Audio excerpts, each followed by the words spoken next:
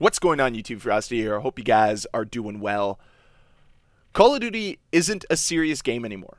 This isn't a serious franchise. They should not be taken seriously. They should not be trusted. You should not put your faith in them. It's very clear from the events of this past week, and actually the events of this entire year, that this is not a company that knows what they're doing. They don't know how to make video games. They don't. They don't know how to be competent in the thing they're trying to sell. They're really good at giving people dopamine hits. They're really good at being able to separate you from your wallet. But when it comes to the core aspect of what they're trying to deliver people, they suck at it. They're awful. It's not just the fact that, again, they pushed out an update that broke something. And you think I'm talking about the update on Wednesday. No, I'm actually talking about the update on Thursday. Because on Thursday, Call of Duty updates let this go. We've deployed an update on PC to address an issue that caused some players to crash in the menus after the Season 2 Reloaded update. Took them over 24 hours to fix that, mind you. And then, this little nugget from yesterday. We're investigating scenarios where the in-game menu and menu UI, such as Player HUD and AAR, can enter a bug state after yesterday's update. Guys, you don't know what you're doing. You don't know. If this was any other company, if this was any other franchise, no one would play it. Call of Duty would just fall into dust. It'd be remembered the same way as Anthem. You guys remember that game? I do. I thought it was going to be a big hit. I tried it out and I said, this is boring as fuck. Exactly. That's what Call of Duty's become. It has become the Anthem of its own franchise. It pales in comparison to what Call of Duty 4 and Modern Warfare 2 and World at War and Black Ops 1 built. This strong foundation. They're just coasting along. They know that those games are long gone. They know that identity's disappeared. They know all that.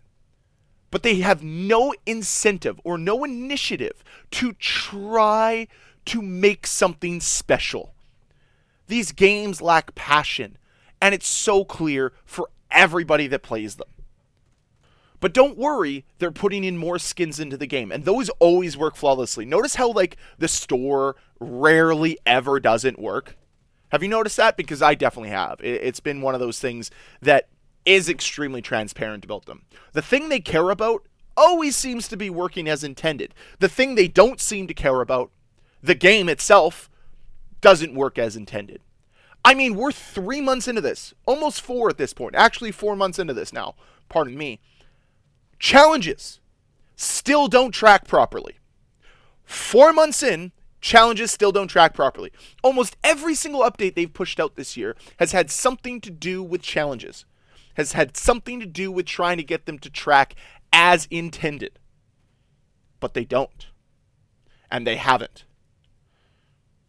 And that is one of the core issues with this game. Is there's a problem, it's been identified by the community, and Call of Duty does nothing. They sit on their hands and they say, what can we make a collaboration with next time? What does not work in Call of Duty? Are we going to get a Dora the Explorer crossover next?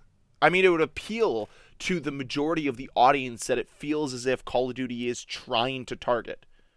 Because the mature audience, those that are over the age of 25, those with their own disposable income like myself, they're not the ones going out and shilling for all this. A lot of the people I know, a lot of people I've talked to, and some of them are you, part of my community, we're all kind of in that same agreement where we look at the current landscape and say, we're not supporting this. Microtransactions are cool, sure, but are they helping make the game better? Because those of us that played Call of Duty back during the golden years, we'll call them, the heyday, we know what this franchise is capable of. And because we know that era so vividly and we have so many fond memories, and maybe it's nostalgia, who knows? We know that it's not good enough right now. They're making more money than they ever have. And the game can't even release an update without it fundamentally breaking something else. They're always playing catch up. And maybe that's by design. Maybe that's what they want to do. I don't really know. Seems like a bad business plan. Seems like a bad approach. But this is why I claim they can't be taken seriously. They cannot seriously think that they have done anything to earn our money. And if you're one of those people that consistently support Call of Duty at every turn and act as if they can't do any wrong, you're part of the problem, unfortunately. You are. I'm sorry that I have to be harsh with you, but that's the truth. You are going against your own best interests because you constantly want the new shiny thing. That's what you're looking for. You want that instant gratification of a new skin that you can just spend money for instead of earning it in some way, shape, or form. And it's frustrating being on the outside and looking at this and realizing, like, Call of Duty used to be better.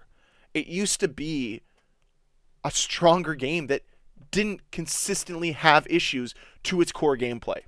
It's because the developers took the game seriously. The gameplay wasn't secondary to them. They knew it was the primary focus of the studio, of the publisher, of everyone involved. Their goal was to put out the best possible product. And sometimes the products weren't great. I'll be honest. Advanced Warfare, not the best game. But the primary focus of that game was never the microtransactions. It was never the supply drops. They wanted it to be the best game it possibly could be, despite its flaws.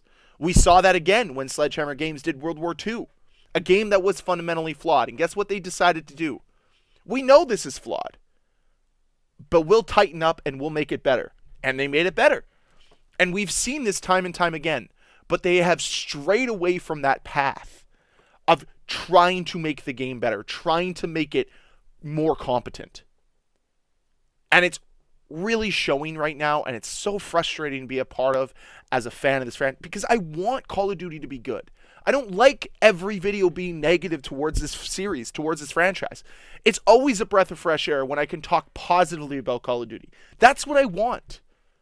But they just give me so many reasons not to talk about them positively, not to reflect on them in a positive light, because they can't do anything that is expected of them. I think borderline, the bar is so low, but borderline, you should be able to release an update without breaking things along the way. And then if you do break something, you fix it faster than 24 hours, and then you don't subsequently break something else. I don't think that's too much to ask for. But here we are, in a situation, again, where the game is not functioning as it should. It's so frustrating to be a fan of this franchise right now. I want it to get better. I want Call of Duty to be the best franchise that it can be. But unfortunately, as it stands right now, they're in their own way. Simple as that. If they got out of their own way, decided to make games again, instead of trying to make vehicles to sell and peddle their microtransactions, they could do something great again. Oh no, I'm going to say the line. Please stop me. Make Call of Duty great again. It can have microtransactions. It can have a battle pass. It can have all these monetization tools. But the core and primary focus of the game needs to be on engaging and fun gameplay. That's it. Simple as that. So that's it for the video today. That's all I have to say. I'd love to hear your thoughts on this down below. Are you as fed up as I am? Would love to hear your thoughts. So, as always, guys, thank you very much for watching. I will see you guys next time. Bye. Oh, don't forget to click like and subscribe because, guys, we're really close to 3,000 subs. So, be awesome if you hopped on this train with us and got us there. Be awesome. Thank you, and I'll see you next time. Yeah, tomorrow.